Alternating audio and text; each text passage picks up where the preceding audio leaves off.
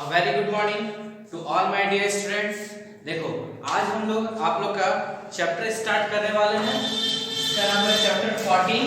ठीक है, इस चैप्टर में आप लोग को लाइट के बारे में पढ़ना है। देखो सबसे पहले लाइट जो है, लाइट के बारे में आप लोग 6th क्लास में भी कुछ पार्ट पढ़ चुके हो, राइट। तो इसमें हम लोग लाइट के बारे में थोड़ा सा ज्यादा चीज जानने वाले हैं। और ये जो लाइट है, लाइट का चैप्टर थोड़ा सा इंपॉर्टेंट इसलिए है कि ये थोड़ा सा बड़ा चैप्टर है, तो हो सकता है इसका 3 पार्ट बने। ये पार्ट 1 है, इसमें हम कुछ बताएंगे, थोड़ा सा बताएंगे, ठीक है। पार्ट 1 है, हो सकता है पार्ट 2 या फिर पार्ट 3 बन सकता है, कोई दिक्कत वाली बात नहीं है, क्योंकि इसमें बहुत कुछ समझाना है और इसका थोड़ा सा बड़ा चैप्टर है, तो इसको आप लोग ध्यान से समझोगे, ठीक है। सबसे पहली बात तो ये। दूसरी बात में लाइट में समझना क्या क्या है, लाइट में समझना आप लोग को ये है कि लाइट, सबसे पहले लाइट होता क्या है। लाइट क्या है? एक एनर्जी का फॉर्म है जो कि हम लोग को देखने में किसी चीज का मदद करता है। वो दिखता कैसे है, ये आप लोग 6th क्लास में पढ़े हो। किसी लाइट से हम लोग को दिखता कैसे है? लाइट का रिफ्लेक्शन, जो सोर्स ऑफ लाइट होता है। सोर्स ऑफ लाइट का मतलब क्या? जिससे लाइट आता है, ठीक है, उसको सोर्स ऑफ लाइट बोलते हैं। इसको बोलते हैं सोर्स ऑफ लाइट, जिससे लाइट आता है। तो वो जब लाइट क्या होता है, किसी ऑब्जेक्ट पे पड़ता है। ऑब्जेक्ट जैसे कि मान लो कि हमको ये बोर्ड देखना है, ठीक है, तो सोर्स ऑफ लाइट यानी कि जहां से लाइट आ रहा है, उससे क्या किया, वो लाइट इस बोर्ड से टकराया। इस बोर्ड से टकराने के बाद इसका रिफ्लेक्शन हमारे आंखों में जाएगा। हमारे आंखों में जब इसका रिफ्लेक्शन जाएगा, तब जाके हम लोग को ये बोर्ड दिखेगा, ठीक है। वरना हमारे आंख में रिफ्लेक्शन नहीं जाएगा तो ये बोर्ड नहीं दिखेगा। इसलिए जब आंख बंद करोगे तो फिर क्या, इसका रिफ्लेक्शन हम लोग के आंखों में नहीं पड़ रही है, जिसके कारण ये बोर्ड नहीं दिख रहा है, जबकि ये बोर्ड में तो लाइट पड़ रहा है। समझ में आया? और दूसरा एक और एग्जांपल क्या देखेंगे, रात में जब टॉर्च जलाओगे मिरर के सामने, ठीक है, तो आप लोग मिरर में टॉर्च जला के अपना फेस दिखोगे या फिर अपने फेस पे तुम टॉर्च जलाओगे तो तुम्हारा फेस दिखेगा? ऑब्वियसली अपने फेस पे, मिरर पे भी दिखेगा, लेकिन उसका ऐसा तुमको टॉर्च करना पड़ेगा कि टॉर्च का लाइट मिरर पे जाके डायरेक्ट आपके फेस पे पड़ना चाहिए। यानी कि मोस्ट इंपॉर्टेंट क्या है, लाइट कहां पे पड़ना चाहिए? जिस ऑब्जेक्ट को देखना है उस ऑब्जेक्ट पे पड़ना चाहिए, और उसका रिफ्लेक्शन यानी उसका जब टकरा के जो वापस आता है वो आपके आंखों में पड़ना चाहिए, ठीक है। तो ये रिफ्लेक्शन क्या होता है ये हम लोग पढ़ेंगे। लाइट समझ में आ गया क्या होता है, ये किस बेसिस पे काम करता है वो हम लोग समझने वाले हैं, ठीक है। रिफ्लेक्शन ऑफ लाइट पढ़ने वाले हैं। रिफ्लेक्शन के साथ साथ हम लोग मिरर का कुछ यूजेस देखेंगे कि मिरर में कैसा कैसा इमेज बनता है, क्या क्या इमेज बनता है, क्या नहीं बनता है, वो सब देखेंगे, ठीक है। दूसरी बात में क्या है, आप लोग का रिफ्लेक्शन के साथ साथ इस चैप्टर में रिफ्रैक्शन भी पढ़ना है, जो कि आप लोग का नेक्स्ट सेक्शन में होगा, ठीक है। रिफ्रैक्शन क्या होता है, रिफ्लेक्शन और रिफ्रैक्शन दोनों अलग अलग चीज होता है, तो ये दोनों इंपॉर्टेंट टर्म्स को समझेंगे। आज सबसे पहले हम कोशिश करेंगे आप लोग का रिफ्लेक्शन को खत्म कर देने का, ठीक है, लेकिन हो सकता है कि मिरर का जो है कुछ पार्ट बचा है, ठीक है। खैर उसको बाद में देखते हैं होता है कि नहीं हो पाता है, वो तो डिपेंड करता है टाइम पे कितना टाइम लगता है। सो चलो देखते हैं। सबसे पहले लाइट किस बेसिस पे काम करता है? लाइट जो काम करता है वो rectilinear propagation of light, rectilinear propagation के बेसिस पे वो काम करता है। रेक्टिलिनियर का मतलब क्या होता है, याद करो मोशन में आप लोग रेक्टिलिनियर मोशन पढ़े हो। रेक्टिलिनियर मोशन का मतलब क्या, जो स्ट्रेट पाथ पे जाता है उसको रेक्टिलिनियर मोशन बोलते हैं। तो रेक्टिलिनियर प्रोपगेशन ऑफ लाइट क्या हो गया, वो लाइट जो होता है जब तुम्हारा स्ट्रेट ट्रैवल करता है, लाइट जो होता है जो स्ट्रेट ट्रैवल करता है ना, उसको हम लोग बोलते हैं रेक्टिलिनियर प्रोपगेशन ऑफ लाइट, ठीक है। इसका हम लोग कुछ एग्जांपल्स ये देखेंगे, जैसे कि मान लो कि ये ट्री है, ठीक है। इस ट्री में यहां पे जो सन है ये आप लोग का रे दे रहा है, क्या दे रहा है, ऑब्वियसली रे, राइट। अब ये क्या करेगा, ये तुम्हारा रे दे रहा है, तो फिर लाइट का जो रे है वो स्ट्रेट ट्रैवल करेगा, राइट। लाइट का रे जो है वो पूरा स्ट्रेट ट्रैवल करेगा। अब जहां से वो ट्रैवल करेगा वहां से वो पास भी करेगा, ट्री से पास भी करेगा, लेकिन जहां से पास नहीं कर पाया वहां का क्या होगा, वहां का क्या हो जाएगा, यहां पे उसका शैडो बनने लगेगा। क्या लगेगा, वो शैडो बन जाएगा। क्यों? क्योंकि ये इससे टकराया लाइट, और लाइट जो है इसके पार नहीं कर पाया, इसका पार नहीं कर पाया। अगर लाइट का अगर प्रॉपर्टी होता है कि वो मुड़ सकता, तो फिर क्या होता है, लाइट क्या होता है कि शैडो बनाता ही नहीं, ये लाइट का रे जो होता है वो मुड़ के क्या करता है, वो वापस इसका पूरा का पूरा यहाँ पे भी रोशनी कर देता है, लेकिन वो रोशनी नहीं कर पाता है। क्यों? लाइट का रे जो होता है वो स्ट्रेट ट्रेवल करता है, जहां पे ट्रेवल नहीं कर पाया तो फिर क्या कर देता है, वहां पे शैडो बना देता है। अभी आप लोग हो सकता है कि यहाँ पे मेरा शैडो देखने को, ठीक है, वो शैडो किस तरह से किस लिए है, वो तुम्हारे यहाँ सामने मेरा लाइट लगा हुआ है, वो लाइट जो है वो शैडो क्रिएट कर रहा है। क्यों? क्योंकि हम जो है उस लाइट के रे को रोक रहे हैं मेरे आर पार जाने के लिए, राइट। तो आर पार नहीं जाएगा तो फिर क्या होगा, वो वहां पे शैडो बना देगा। खैर ये आप लोग 6th क्लास में शैडो में लाइट शैडो रिफ्लेक्शन में पढ़े होंगे, ठीक है, तो आप लोग कुछ समझ में आ रहा है, ठीक है, ये समझ में आ गया। दूसरी बात में क्या हम बताना चाहते हैं, दूसरा एक और एग्जांपल है, जैसे कि मान लो कि ये कैंडल है, ये कैंडल है। अब इसको आप लोग स्ट्रेट पाइप से देखोगे, स्ट्रेट पाइप से अगर देखना चाहोगे तो आराम से दिख जाएगा कि नहीं? ऑब्वियसली दिख जाएगा। वही अगर इस पाइप को हल्का सा हम लोग बेंड करके देखेंगे, इस तरह करके देखेंगे, तो क्या आप लोग को ये लाइट कैंडल का जो ये बत्ती है वो दिखेगा क्या? ऑब्वियसली नहीं दिखेगा। क्यों नहीं दिखेगा? क्योंकि ये जो लाइट ट्रेवल कर रहा है वो स्ट्रेट ट्रेवल कर रहा है, ना कि यहाँ पे आके आपका मुड़ जाएगा तब दिखेगा। ऐसा होता है क्या? नहीं होता है। इसलिए यहाँ पे सिर्फ रोशनी दिखता है, बाकी हम लोग को ये बत्ती यानी कि जो लाइट जो जल रहा है वो नहीं दिखता है, ठीक है। तो इस एक्टिविटी से क्या हम लोग को समझ में आता है, लाइट जो ट्रेवल करता है वो हमेशा स्ट्रेट ट्रेवल करता है। उसका लाइट का प्रॉपर्टी क्या हो गया, वो कभी भी ट्रेवल करेगा फिर कहां कैसे करेगा, स्ट्रेट ट्रेवल करेगा, कर्व नहीं करेगा, ठीक है। उस स्ट्रेट ट्रेवल करने वाले चीज को हम लोग बोलते हैं rectilinear propagation of light. Clear? समझ में आ गया रेक्टिलिनियर प्रोपगेशन ऑफ लाइट क्या होता है सब? चलो एक्चुअली देखो आगे यहाँ पे थोड़ा कम ही लिखे हैं, यहाँ बहुत सारे स्पेस छोड़ा है इसलिए ना, क्योंकि इस चैप्टर में आप लोग का रिटेन कम और फिगर ज्यादा है, ठीक है, तो उसको आप लोग को ध्यान देना है और फिगर भी आप लोग को अच्छे से सोचना है, समझना और बनाना भी, ठीक है। चलो ये बात आप लोग की क्लियर हो गई। अब हम लोग नेक्स्ट टॉपिक में आते हैं जिसका नाम है रिफ्लेक्शन ऑफ लाइट। देखो सबसे पहले रिफ्लेक्शन ऑफ लाइट में दो तरह का रिफ्लेक्शन होता है, ये आप लोग 6th क्लास में भी पढ़े होंगे, ठीक है, हाँ 6th क्लास में ही पढ़े, ठीक है, रिफ्लेक्शन ऑफ लाइट। चलो सबसे पहले रिफ्लेक्शन ऑफ लाइट जानने से पहले हम लोग ये समझ लेते हैं कि ये रिफ्लेक्शन का मतलब क्या होता है, ठीक है। लाइट का मतलब समझ लिए, रेक्टिलिनियर प्रोपगेशन ऑफ लाइट भी समझ लिए, अब ये रिफ्लेक्शन का मतलब क्या होता है। अगर कोई भी लाइट किसी ऑब्जेक्ट में टकराता है और टकरा के जो बाउंस होके जो तुम्हारा वापस लाइट आता है, तो उस प्रॉपर्टी को हम लोग बोलते हैं क्या, रिफ्लेक्शन बोलते हैं। क्या बोलते हैं? रिफ्लेक्शन। मान लो कि ये एक ऑब्जेक्ट है, ये सोर्स ऑफ लाइट है। सोर्स ऑफ लाइट का मतलब बताया, सोर्स ऑफ लाइट का मतलब क्या, जहां से लाइट आता है, ठीक है, ये सोर्स ऑफ लाइट है। ये सोर्स ऑफ लाइट से ये ऑब्जेक्ट में टकराया और ये वापस आ गया, इसका रे क्या हो गया, वापस आ गया, इसके अंदर नहीं गया, क्या हो गया, इसका बाउंस हो गया। तो जो बाउंस होता है ना लाइट, तो इस प्रॉपर्टी को हम लोग बोलते हैं रिफ्लेक्शन। क्या बोलते हैं? रिफ्लेक्शन, ठीक है। समझ में आया कि रिफ्लेक्शन क्या होता है सब? तो अभी हम लोग उसी के बारे में पढ़ेंगे कि रिफ्लेक्शन ऑफ लाइट क्या होता है, ठीक है।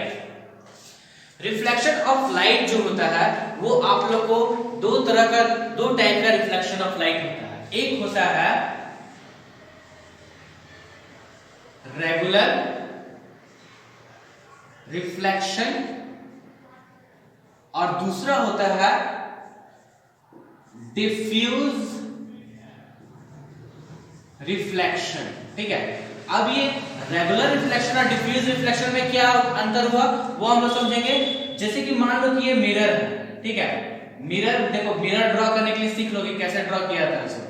सबसे पहले ज्यादा कुछ इसमें झमेला नहीं है, एक लाइन खींचो, ठीक है, और कहीं पे भी एक पॉलिश सरफेस दे दो, जनरली इसके नीचे ही दिया जाता है, ठीक है। जब हॉरिजॉन्टली बनाओगे, देखो दो तरह का मिरर हम बता रहे हैं आप लोग को, ध्यान देना हम क्या बोल रहे हैं, ठीक है। जब हॉरिजॉन्टली खींचोगे इसको बोलते हैं हॉरिजॉन्टल, ठीक है।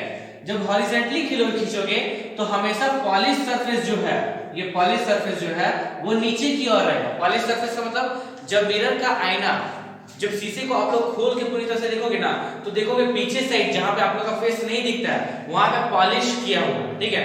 और जो सामने जैसे आपका चेहरा दिख रहा है उसको पॉलिश्ड सरफेस, सॉरी उसको शाइनी सरफेस बोलते हैं। क्या बोलते हैं? Shiny surface. तो जब हॉरिजॉन्टली अगर हम लोग मिरर बनाएंगे तो ऊपर में तुम्हारा शाइनी सरफेस रहेगा और नीचे में तुम्हारा पॉलिश सरफेस रहेगा। क्लियर? और अगर हम लोग वर्टिकली खींचेंगे ना तो हमेशा याद रखना राइट साइड जो होगा ना वहां में पॉलिश सरफेस रहेगा। ये आप लोग ध्यान में रखना, ठीक है? तो गलती बहुत ही कम होने का चांस है। हाँ, लेफ्ट साइड भी पॉलिश सरफेस रख सकते हैं, ऐसी बात नहीं कि नहीं रख सकते, लेकिन उसमें गलती होने का चांसेस थोड़ा सा ज्यादा हो जाता है। इसीलिए क्या रिफ्लेक्शन ऑफ लाइट का, सॉरी पॉलिश सरफेस कहां पे रखेंगे मिरर का? हमेशा राइट साइड रखेंगे। ये छोटी छोटी बातें अभी ध्यान देना है। क्यों? क्योंकि आगे जब हम मिरर के बारे में पढ़ाएंगे तो थोड़ा सा और ज्यादा समझ में आएगा, ठीक है? इसलिए थोड़ा सा पॉलिश सरफेस क्या होता है, शाइनी सरफेस क्या होता है, इसको अच्छे से समझो, ठीक है? क्योंकि आगे इसके बारे में बताना है और भी कुछ। खैर, ये मिरर कैसे ड्रॉ करना है ये समझ में आ गया। इसको प्लेन मिरर बोलते हैं, याद रखना बाबू। ये है प्लेन मिरर। मिरर भी दो तरह का होता है, ठीक है? प्लेन मिरर, प्लेन मिरर समझ में आ गया क्या होता है। और दूसरा मिरर जो होता है वो होता है कर्व्ड मिरर, कर्व। अब ये कर्व्ड मिरर क्या होता है ना, इसके बारे में हम लोग आगे देखेंगे, ठीक है? पहले प्लेन मिरर का सारा प्रॉपर्टी और यूजेस पढ़ लेते हैं, उसका रिफ्लेक्शन देख लेते हैं, उसके बाद हम लोग कर्व्ड मिरर में आएंगे, ठीक है? पहले प्लेन मिरर के बारे में जानते हैं। प्लेन मिरर को समझने से पहले हम लोग ये समझेंगे कि रिफ्लेक्शन जो होता है वो दो तरह का होता है। कौन कौन सा? एक रेगुलर रिफ्लेक्शन होता है, एक डिफ्यूज रिफ्लेक्शन होता है।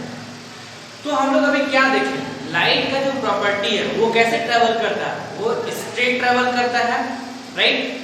तो जब स्ट्रेट ट्रेवल करेगा तो ये जो प्लेन मिरर रहेगा तो इसमें क्या लाइट हमेशा पैरेलल आएगा,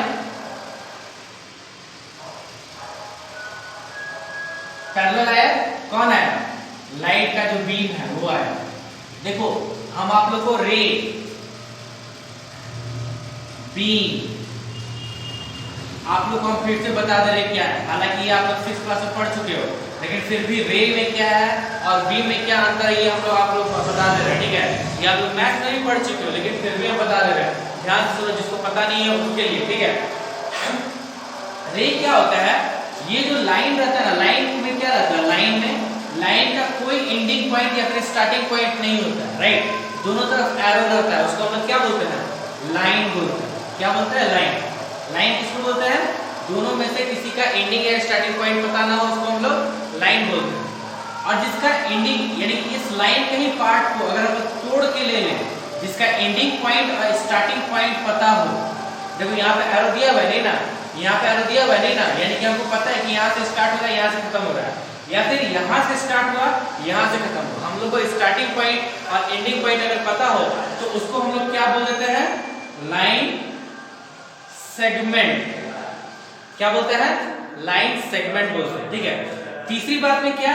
जिसका स्टार्टिंग पॉइंट तो पता हो बट एंडिंग पॉइंट पता ना हो। ध्यान दो, स्टार्टिंग पॉइंट पता है, पॉइंट है ना, बट एंडिंग पॉइंट पता नहीं है। इस एरो का मतलब क्या? ये और भी आगे जाता है लाइट, ठीक है? तो जिसका स्टार्टिंग पॉइंट पता हो और एंडिंग पॉइंट ना पता हो तो उसको हम लोग बोलते हैं रे। क्या बोलते हैं? रे।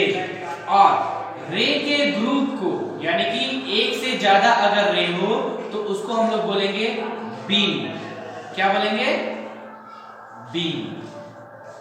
आई होप आप लोग को अब लाइन सेगमेंट, रे और बीम में डिफरेंस पता चल गया हो, राइट? तो ये क्या चीज जा रहा है?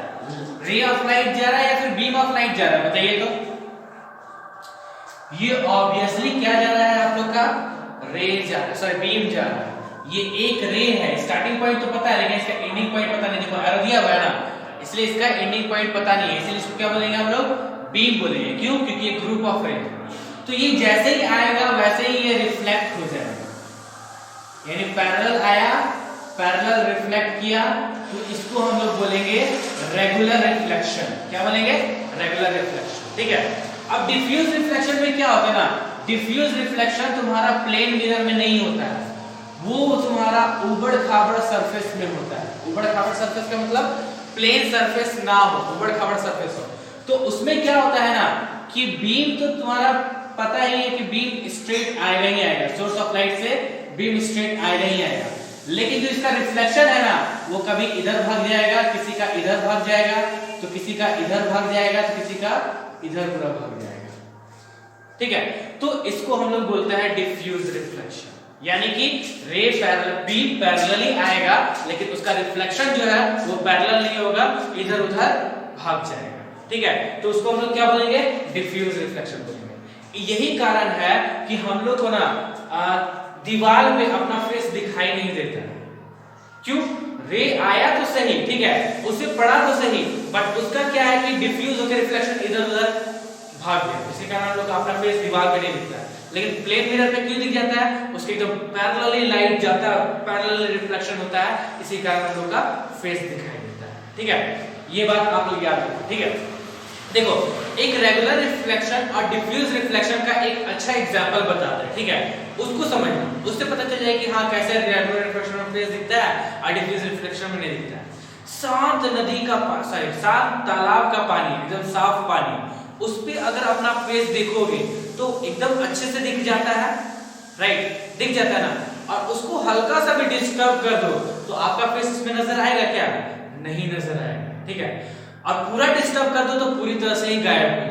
हल्का डिस्टर्ब कर दो तो हल्का सा धुंधला धुंधला टाइप का दिखेगा, है ना, क्योंकि लाइट हल्का सा रिफ्लेक्ट हो रहा है। लेकिन अगर पूरी तरह से डिस्टर्ब कर दो तो आपका फेस ही नहीं दिखेगा, राइट। ऐसा नहीं है तो आप लोग एक बाल्टी में पानी लेके ऐसा कर सकते हो। ठीक है, तो आप लोग को पता चल जाएगा। क्लियर? समझ में आ गया? अब आई होप कि रेगुलर रिफ्लेक्शन और डिफ्यूज रिफ्लेक्शन आप लोगों को समझ में आ गया होगा। चलिए अब आप लोग को हम आते हैं, बताते हैं रिफ्लेक्शन कैसे होता है। ठीक है, और फिर आते हैं लॉ ऑफ रिफ्लेक्शन। देखो रिफ्लेक्शन कैसे होता है वो ध्यान देना।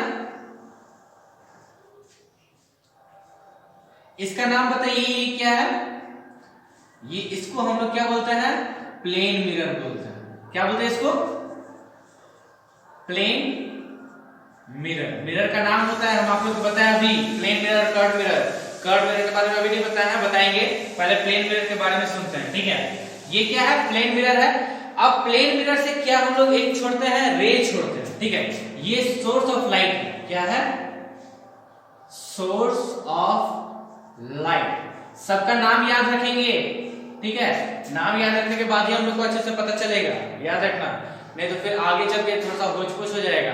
ये सब जो पढ़ रहे हैं उसको थोड़ा सा दिमाग में बैठा के रखना है, ये बहुत ही इंपॉर्टेंट पार्ट हम बताने जा रहे हैं आप लोग को। सोर्स ऑफ लाइट से क्या एक रे निकलेगा,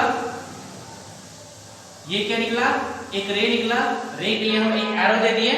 अब इस मिरर से टकरा के फिर वो क्या करेगा? बाउंस होगा। जब रे बाउंस होता है तो उस प्रॉपर्टी को क्या बोलते हैं? रिफ्लेक्शन बोलते हैं। क्या बोलते हैं? रिफ्लेक्शन बोलते हैं। ये हो गया रिफ्लेक्शन। क्लियर?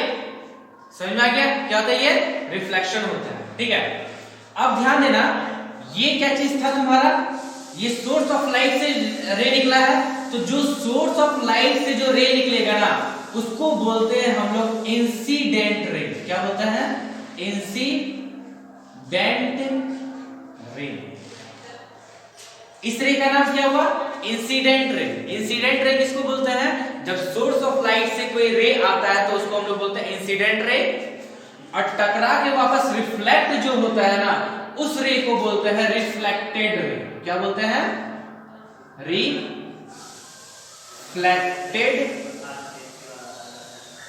रे। क्लियर हो गया? क्या होगा? इंसिडेंट रे और रिफ्लेक्टेड रे। क्लियर? कोई दिक्कत नहीं हम लोग का। अब ये पॉइंट जहां पे ये मिला हुआ है इसको हम लोग O मान लेते हैं। क्या मान लेते हैं? O। Point source of light को हम लोग A मान लेते हैं, और रिफ्लेक्ट करके जो गया उसको हम लोग B मान लेते हैं। ठीक है, मैथमेटिक्स तो पढ़े होगे तो मानना तो पड़ेगा ही ना आप लोग को। ठीक है, अब क्या करना है ना, ये दोनों के बीच, यानी एंगल ऑफ इंसिडेंट और angle of reflection, incident ray और रिफ्लेक्टेड रे के बीच कितना एंगल बन रहा है वो हम लोग को जानना है। तो उसके लिए क्या करेंगे ना, बीच में एक इमेजिनरी लाइन खींचेंगे।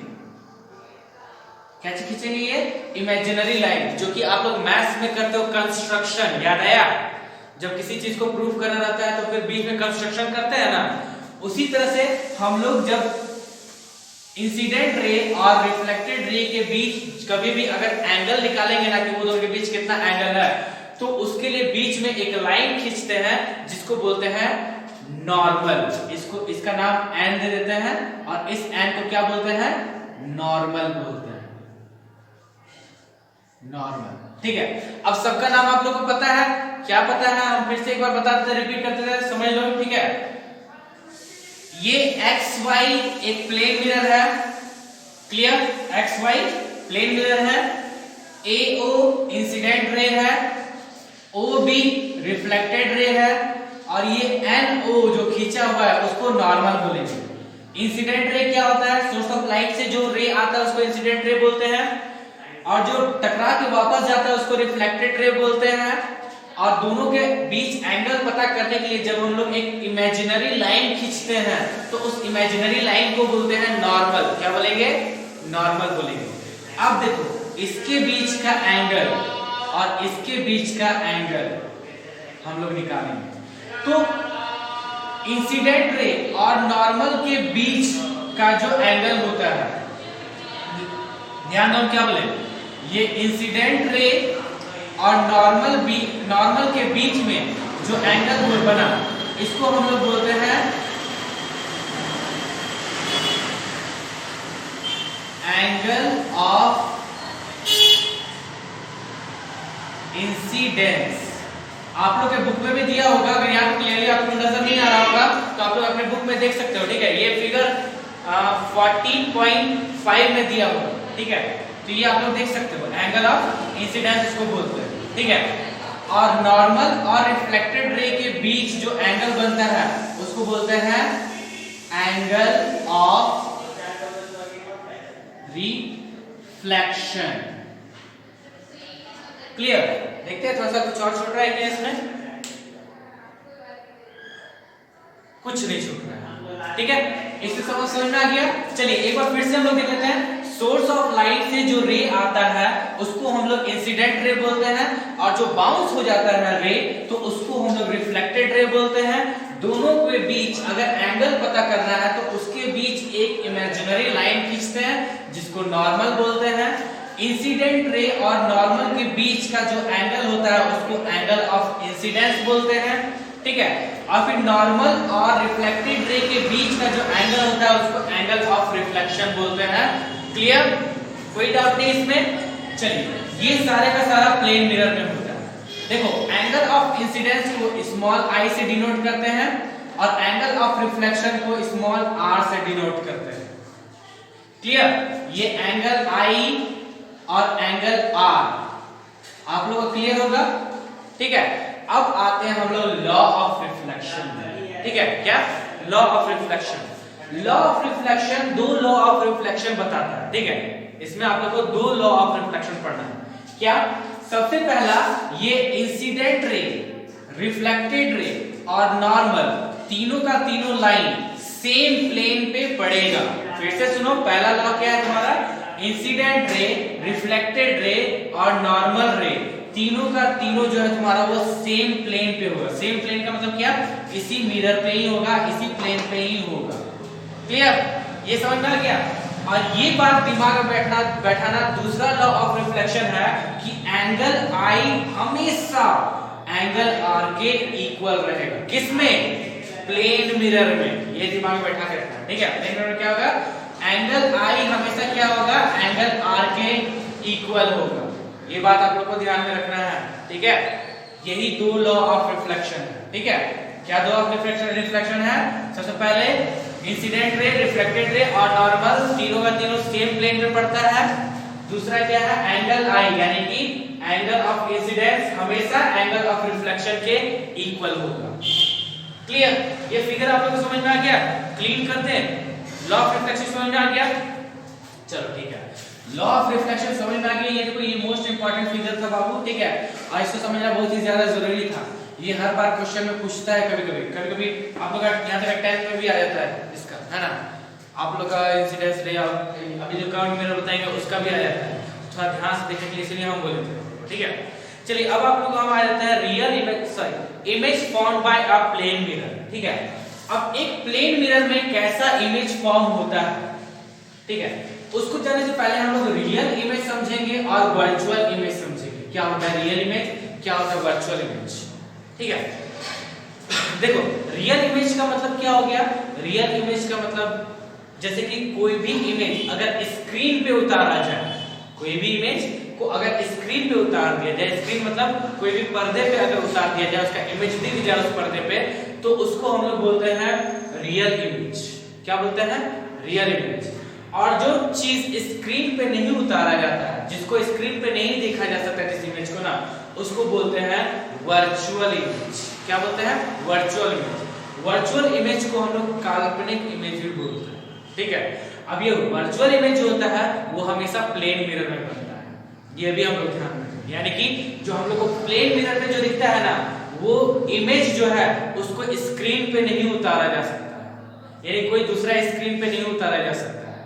ठीक है, वो जो हम लोग को दिख रहा है इमेज, वो हमेशा कौन सा इमेज होगा, वो आप लोग का काल्पनिक इमेज होगा। कैसे काल्पनिक इमेज होगा, इसको अभी हम प्रूव करेंगे, ध्यान देना। ठीक है, कैसे हम लोग पता चलेगा कि ये कल्पना है, सच में झूठ है। ठीक है, चलो देखते हैं रियल इमेज वर्चुअल इमेज समझ में आ गया क्या होता है सब। हाँ, दूसरी बात, एक बात और क्या है रियल इमेज वर्चुअल इमेज में, रियल इमेज का जब भी इमेज बनेगा ना, ये ध्यान में रखना, ये हम जब आईएस के बारे में अभी पढ़ाएंगे ना आप लोगों को सेकंड पार्ट या फिर थर्ड पार्ट में, तो हम आईएस के बारे में बताएंगे।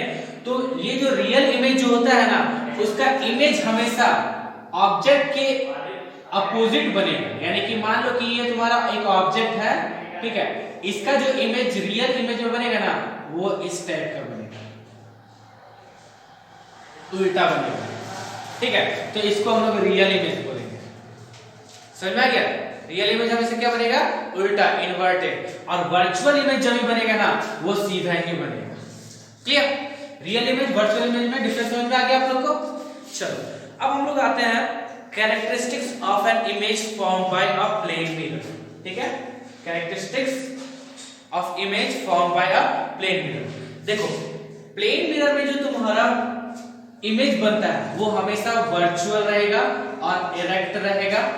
ठीक है, वर्चुअल इरेक्ट का मतलब क्या हो गया, काल्पनिक। ठीक है, दूसरा में क्या हो गया, सेम साइज एज ऑब्जेक्ट रहेगा, यानी कि जैसा ऑब्जेक्ट का साइज रहेगा वैसे ही तुम्हारा इमेज का साइज रहेगा, है ना। ऐसा तो नहीं ना जब हम लोग प्लेन मिरर पे जाते हैं तो प्लेन मिरर पे हम लोग का जो मुंह जितना है उससे थोड़ा सा बड़ा दिखता है या फिर उससे पतला दिखता है, ऐसा कुछ नहीं है, राइट। जैसा हम लोग का शेप है, साइज है, वैसा दिखेगा, राइट। दूसरी बात में क्या है, इक्वल डिस्टेंस पे इमेज बनता है। मान लो कि ये आप लोग का प्लेन मिरर है, ये आप लोग का प्लेन मिरर है मान लेते हैं, ठीक है। और इस प्लेन मिरर के 5 सेंटीमीटर दूर पे एक ऑब्जेक्ट रखा हुआ है, मान लेते कि एक बॉल रखा हुआ है। क्लियर, समझ में, प्लेन मिरर के, ये प्लेन मिरर है आपका, ठीक है, प्लेन मिरर ऐसे ही ड्रॉ किया जाता है, ठीक है।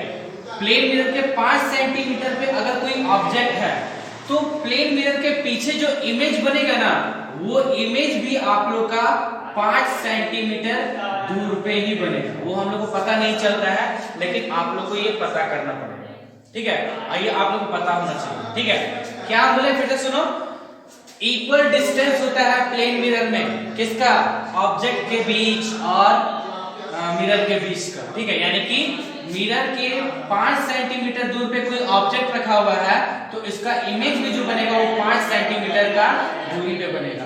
अब एक क्वेश्चन आता है कि कोई एक ऑब्जेक्ट 5 सेंटीमीटर की दूरी पे रखा हुआ है एक प्लेन मिरर का, इस पे क्वेश्चन आता है, ठीक है। ध्यान सुनो हम क्या बोल रहे हैं, कोई एक ऑब्जेक्ट जो है प्लेन मिरर के 5 सेंटीमीटर की दूरी पर रखा गया है, ठीक है। तो फिर उस ऑब्जेक्ट का और उस इमेज के बीच का जो डिस्टेंस है वो क्या होगा, ये 5 सेंटीमीटर है तो इमेज भी किसका कहां बनाएगा, 5 सेंटीमीटर दूरी पे, यानी कि कितना हो जाएगा दोनों के बीच का डिस्टेंस, 10 सेंटीमीटर हो जाएगा। क्लियर, अब कोई दिक्कत नहीं होनी चाहिए। क्या होता है सो, नेक्स्ट क्या है तुम्हारा, प्लेन मिरर में जब भी तुम्हारा कोई इमेज बनता है तो वो लैटरली इन्वर्टेड बनता है, ठीक है। ये लैटरली इन्वर्टेड इमेज क्या होता है, इसको हम लोग पहले समझ लेते हैं, ठीक है। मान लो कि अगर हम लोग अपना नाम लिखते हैं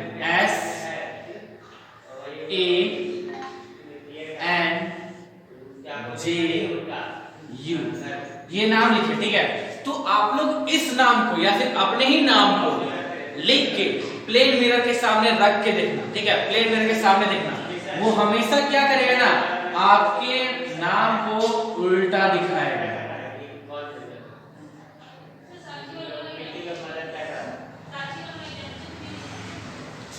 इस तरह का दिखाएगा, देख लो, ये है आप लोग का जो मैं हम लिखे हैं, और ये है आप लोग का मिरर इमेज। इसको क्या बोलेंगे, मिरर इमेज बोलेंगे। मिरर में इमेज कैसा आया, हम ये लेटरली इन्वर्टेड का मतलब समझा रहे हैं, ध्यान देना। लेटरली इन्वर्टेड में क्या होता है ना, जो तुम्हारा लेफ्ट साइड है वो राइट साइड दिखेगा, और जो तुम्हारा राइट साइड है वो लेफ्ट साइड दिखेगा। क्लियर। और क्योंकि ये वर्चुअल होता है, काल्पनिक होता है, टेढ़ा होता है, इसी के कारण क्या होगा कि हमको टेढ़ा दिखेगा। समझ गया क्या होता है, वर्चुअल यानी काल्पनिक होता है, टेढ़ा दिखेगा, इसीलिए हम लोग को टेढ़ा दिखेगा। क्लियर, समझ में आएगा ना, इसीलिए इसको बोलते हैं हम लोग क्या, लेटरली इन्वर्टेड। देखो लेटरली इन्वर्टेड और वर्चुअल दोनों में थोड़ा सा डिफरेंस किसी को समझ में नहीं आता है। वर्चुअल का मतलब क्या हो गया, काल्पनिक, ठीक है, यानी कि वो हल्का टेढ़ा दिखेगा, उल्टा दिखेगा, ठीक है, देखो ये उल्टा दिख रहा है ना सब कुछ, ठीक है। दूसरी बात में क्या है, लेटरली इन्वर्टेड का मतलब क्या है, जो लेफ्ट साइड है वो राइट साइड में चला जाएगा, और राइट साइड है वो लेफ्ट साइड में चला जाएगा, तो उसको हम लोग लेटरली इन्वर्टेड बोलेंगे, ठीक है। एक और एग्जांपल है लेटरली इन्वर्टेड का, काल्पनिक का, जैसे कि आप लोग बोलोगे सर हम मिरर देखते हैं तो मिरर में तो मेरा सही इमेज ही दिखाता है, उल्टा तो इमेज दिखाता नहीं, तो आप कैसे कह सकते हैं कि उल्टा इमेज दिखाता है। तो एक एग्जांपल है उसको समझ सकते हैं। मान लो कि आप मिरर के सामने खड़े हो, ठीक है, मिरर के सामने खड़े होकर अपना राइट हैंड उठा, ठीक है। अब दूसरी बात में क्या है, दूसरी जगह में क्या है, किसी एक दूसरे पर्सन को खड़े करो, अब उस पर्सन को अपने सामने जब खड़े किए हो तो अपना राइट हैंड उठा के बोलो कि तुम अपना राइट हैंड उठाओ, उसको बोलो, तो देखो वो जो पर्सन है वो तुम्हारा दूसरा हाथ उठाएगा, ठीक है। वही जब मिरर क्या है, तुम जो हाथ उठाओगे उसी साइड का वो हाथ उठा देता है, राइट। तो ये तुम्हारा बताता है लेटरली इन्वर्टेड का सिस्टम, ठीक है, वर्चुअल इमेज बनता है वो बताता है। इसी रीजन से तुम्हारा जो गाड़ी में एम्बुलेंस है,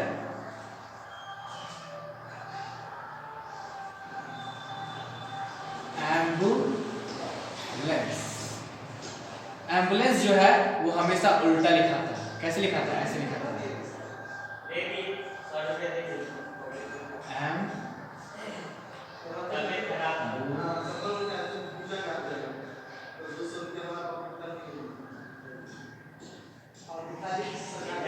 इस तरह से लिखना, ठीक है, क्लियर। गाड़ी में कभी भी एम्बुलेंस, जो एम्बुलेंस का गाड़ी होता है वो हमेशा किस तरह से लिखा हुआ रहता है, वो इस तरह से उल्टा लिखा हुआ रहता है। क्यों, क्योंकि पता है कि आगे में जो गाड़ी जा रहा है वो पीछे मुड़ के तो एम्बुलेंस को देखेगा नहीं, एम्बुलेंस की गाड़ी को नहीं देखेगा, कहाँ देखेगा, अपने गाड़ी में लगे हुए रेयर व्यू मिरर यानी कि पीछे देखने वाले मिरर पे लगेगा, देखेगा। तो जब मिरर पे देखेगा तो उसको अगर मान लो कि सीधा एम्बुलेंस लिखा हो रहा था तो उल्टा एम्बुलेंस उसको दिखता लिखा होगा, क्योंकि मिरर का तो एक प्रॉपर्टी अभी हम लोग जाने, है ना। तो जब उसको उल्टा दिखेगा तो उसको समझ में नहीं आएगा कि किस चीज का गाड़ी, उसको पढ़ने में दिक्कत हो जाएगा, तो पता चला आगे वाला को ठोक दिया, है ना। लेकिन जब उल्टा लिखा हुआ रहेगा तो जब वो टेढ़ा मिरर पे देखेगा तो फिर क्या पता चलेगा, एकदम सीधा सीधा एम्बुलेंस तुरंत दिख जाएगा, तो तुरंत पता चलेगा एम्बुलेंस की गाड़ी है, साइड दे दो, हम उसको साइड जाना है। क्लियर, यही रीजन है कि एम्बुलेंस की गाड़ी में एम्बुलेंस उल्टा लिखा होता है। ये क्वेश्चन भी आता है कि एम्बुलेंस की गाड़ी में एम्बुलेंस जो है वो उल्टा लिखा हुआ क्यों आता है, तो इसका आंसर आप लोग को पता चल गया क्यों आता है। सो क्लियर, ये समझ में आ गया। अब हम लोग आते हैं uses of plane mirror. Plane mirror का यूजेस देखते हैं, ठीक है। प्लेन मिरर का यूज आप लोग सब कुछ जानते हो कहां यूज होता है, ठीक है। जब सेविंग कोई आपके पापा या फिर आपके बड़े भैया वगैरह करते हैं तो आप लोग देखते हो कि प्लेन मिरर का यूज करते हैं। पेरिस्कोप जो आप लोग बनाए थे या पेरिस्कोप बनाओगे तो उससे जो सबमरीन में होता है, सबमरीन में एक पेरिस्कोप होता है, ठीक है, पेरिस्कोप। इस पेरिस्कोप में क्या होता है ना, यहाँ पे एक मिरर लगा हुआ रहता है, ठीक है, और एक यहाँ पे मिरर लगा हुआ रहता है, ठीक है। इसके रिफ्लेक्शन से इस साइड पे क्या हो रहा है, ये पनडुब्बी में पेरिस्कोप लगा हुआ रहता है, ठीक है। पेरिस्कोप का जब कभी पार्ट आएगा तो इसको अच्छे से हम समझाएंगे पेरिस्कोप कैसे बनाया जाता है। लेकिन ये पेरिस्कोप जो होता है ना, वो तुम्हारा पनडुब्बी में, यानी कि जो सबमरीन जो होता है, पानी के अंदर जो जहाज चलता है उस पे लगाया जाता है, ताकि पानी के ऊपर और अच्छे से दिख सके, ठीक है। ये तुम्हारा इसमें यूज होता है। फिर से सोलर कुकर में यूज होता है, क्या चीज तुम्हारा ये मिरर, प्लेन, ठीक है। प्लेन मिरर का यूजेस समझ में आ गया। देखो यहाँ तक में प्लेन मिरर का हम लोग सारा का सारा यूजेस समझ लिए हैं, ठीक है। प्लेन मिरर में रिफ्लेक्शन क्या होता है, लाइट कैसे ट्रेवल करता है, लॉ ऑफ रिफ्लेक्शन क्या होता है, उसका इमेज कैसे बनता है, ये सारा का सारा चीज हम लोग बता दिए, ठीक है। अब हम लोग मोस्ट इंपॉर्टेंट टॉपिक में आते हैं, जिसका हम थोड़ा सा अभी बताएंगे, अब ज्यादा टाइम हो चुका है, ठीक है। और बाकी सब आप लोग को हम बाद में बताएंगे। देखो एक हम लोग क्या बोले, प्लेन मिरर, दूसरा हम लोग बोलेंगे कर्व्ड मिरर। क्या बोलेंगे, कर्व्ड मिरर। ये कर्व्ड मिरर को ना हम लोग दूसरा नाम देते हैं, बोलते हैं स्फेरिकल मिरर, स्फेरिकल मिरर, ठीक है। कर्व मिरर बोलते हैं या फिर स्फेरिकल मिरर बोलते हैं। क्यों बोलते हैं वो समझेंगे, क्योंकि ये जो मिरर जो है ना, वो एक स्फीयर से बना हुआ है। स्फीयर का मतलब क्या होता है, गोला होता है, राइट। अब इस गोले को क्या करता है ना, कि इस मान लो कि ये पूरा का पूरा गोल कांच है, ठीक है, बीच में खाली है, ठीक है। एक बॉल कैसे होता है, बॉल देखिए ना, फुटबॉल, फुटबॉल कैसा होता है, पूरा का पूरा गोल होता है, बीच में खाली होता है। वैसे ही सोच लो कि ये पूरा का पूरा एक कांच है, क्या है, कांच, ठीक है। अब इस कांच को क्या किया, बीच से काट दिया, बीच से काट दिया। अब इसको काटने के बाद बारी आया इसको पॉलिश करने का, ठीक है। तो एक को तुम्हारा जो उभरा हुआ है, उभरा हुआ मतलब क्या, उठा हुआ पार्ट है, उस साइड पॉलिश कर दिया,